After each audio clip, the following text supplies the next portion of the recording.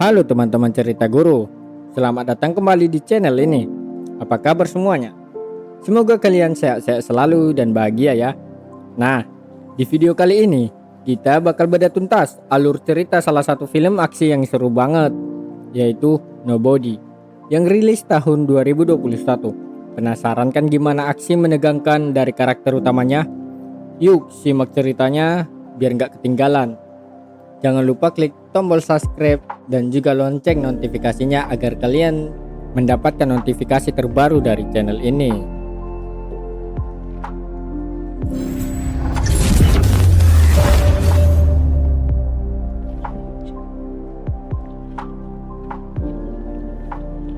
Kisah dimulai dengan kehidupan seorang pria bernama Hans Michel yang menjalani hidup sangat membosankan di kota kecil. Setiap hari hidup Hans terasa sama. Bangun pagi, kerja, pulang malam, lalu tidur.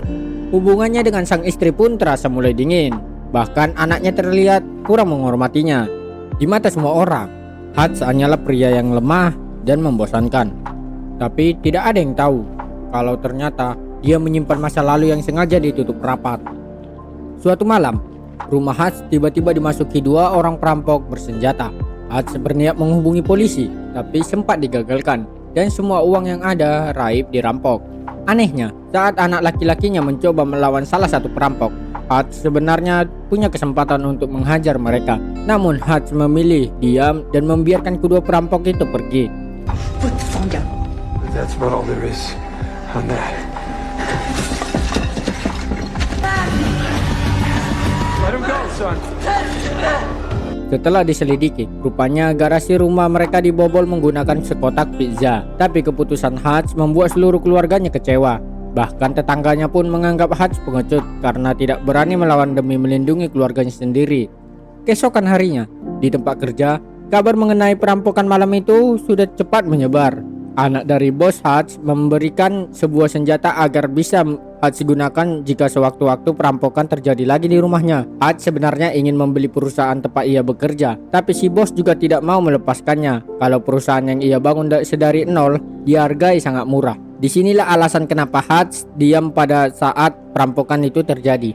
Hans bercerita pada temannya kalau kedua perampok itu sepasang suami istri berusia sekitar 20 tahun yang putus asa. Bahkan senjata yang digunakan perempuan itu kosong tanpa peluru. Tell me about last night. There were two of them. She had a gun. It had electrical tape on the handle. Been shot in a long while.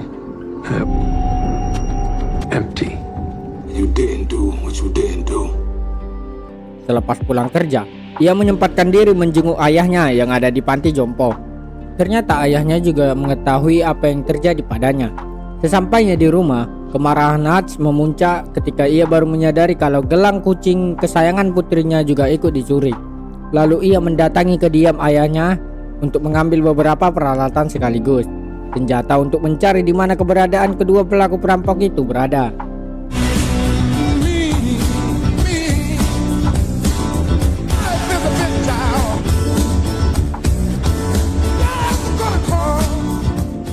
Setibanya di tempat tato, di situ ia hanya mencari informasi yang ia cari. Namun karena identitas palsu yang ia gunakan sudah usang, malah memancing sekumpulan preman yang bersiap menghajar Hans. Meskipun Hans berniat bertanya secara damai dengan sejumlah uang, salah satu preman tak sengaja melihat tato di lengan Hans dan langsung bersembunyi ketakutan. Thank you for your service.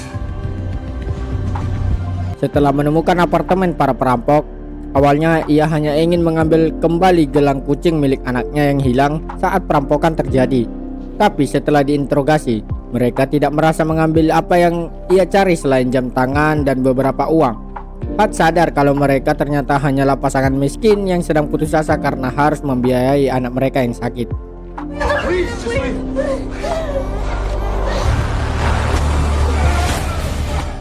Namun amarah dalam dirinya ternyata belum benar-benar hilang. Tepat saat pulang menggunakan bus, beberapa pria mabuk tiba-tiba naik dan membuat keributan dengan mengganggu seorang wanita sambil berteriak sangat kasar.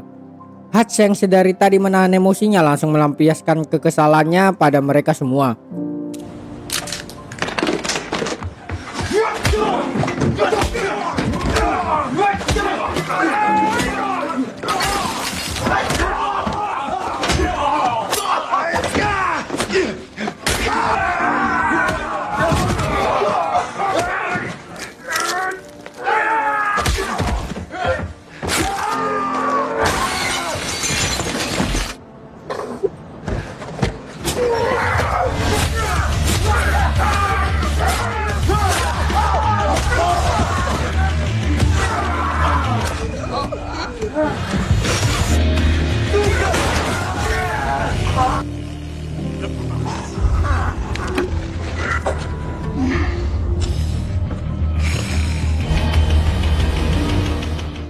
Dia mengajar mereka dengan brutal hingga semuanya babak belur.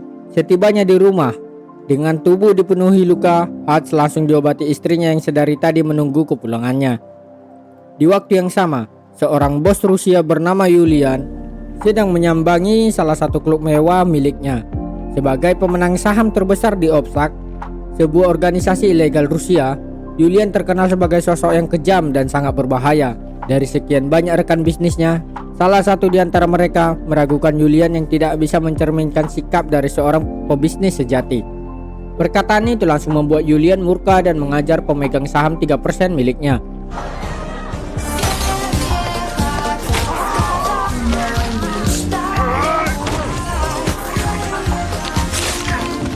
Tak lama kemudian, Yulian mendapat kabar kalau adiknya kini dirawat di sebuah rumah sakit dengan kondisi yang sangat parah. Mengetahui adiknya diajar di dalam bis, Yulian tidak tinggal diam.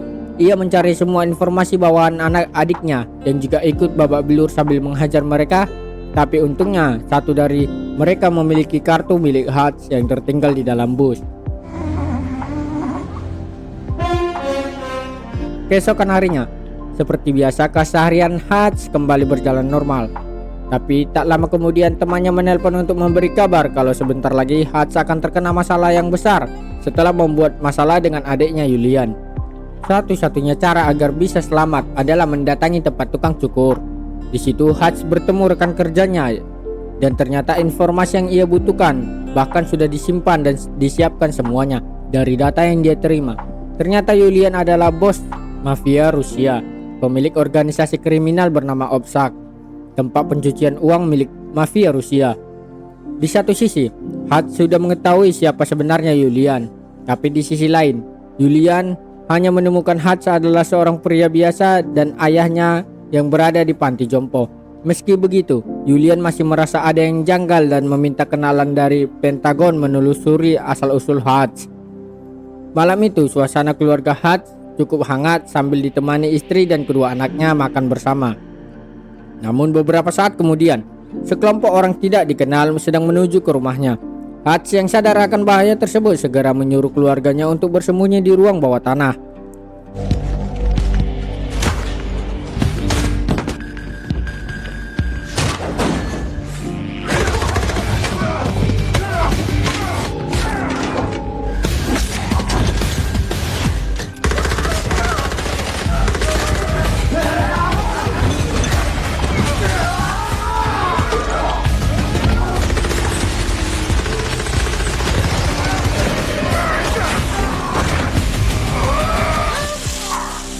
Hutch yang sadar kalau dirinya ditangkap pun berusaha melepaskan diri dari borgol dan melakukan sesuatu yang ekstrim dengan sebuah tabung api untuk bisa membebaskan dirinya dari para penculik tersebut.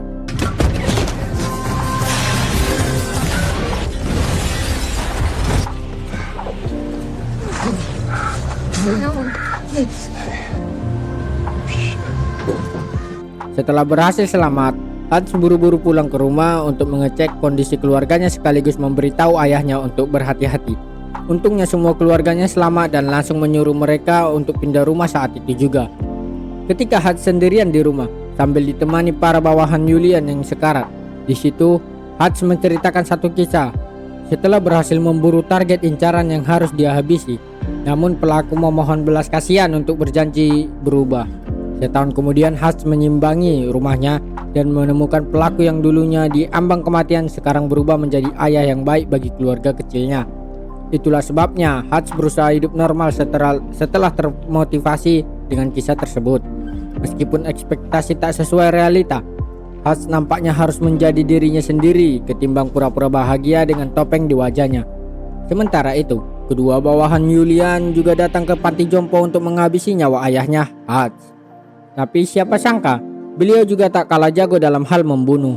Kemudian dengan semua harta yang ia miliki, Hutch membeli perusahaan tempat ia bekerja dan menutup pabrik tersebut lalu menyulapnya untuk dijadikan tempat kuburan bagi Yulian.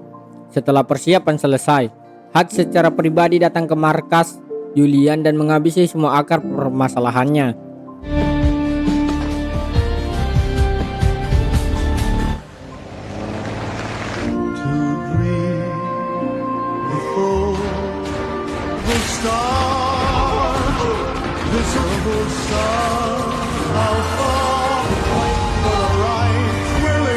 Tak lama setelah itu, Hutch turun menghadiri acara pesta yang disiapkan oleh Julian.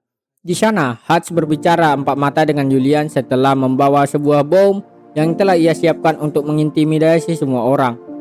Hutch memberikan sebuah saran untuk Julian agar ia tetap hidup lebih baik setelah ia memberitahu markasnya dibakar habis. Disitulah Julian jelas marah, terlebih adiknya tewas setelah apa yang dilakukan Hutch padanya. Think it over.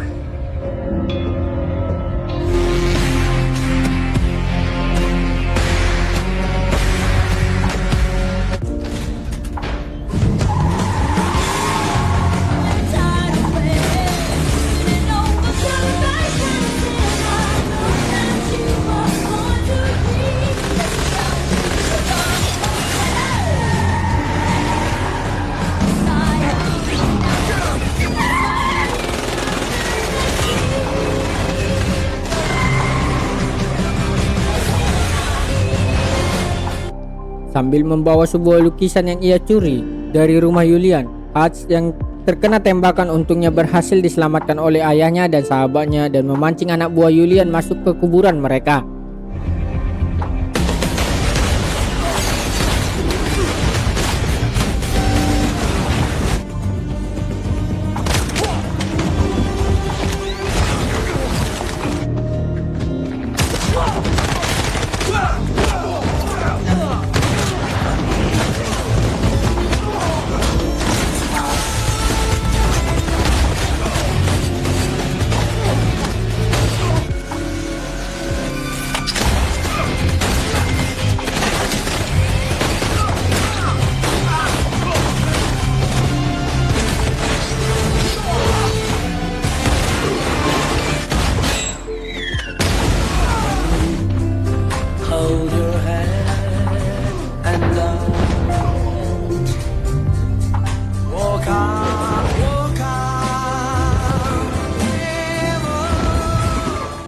Tersisa Julian sendiri. Terlebih amunisi yang mereka miliki semua sudah habis terpakai. Terpaksa Hutch melakukan cara ekstrim dengan mengorbankan dirinya sendiri untuk mendekati Julian dan meledakkan bom tersebut. Everybody dies.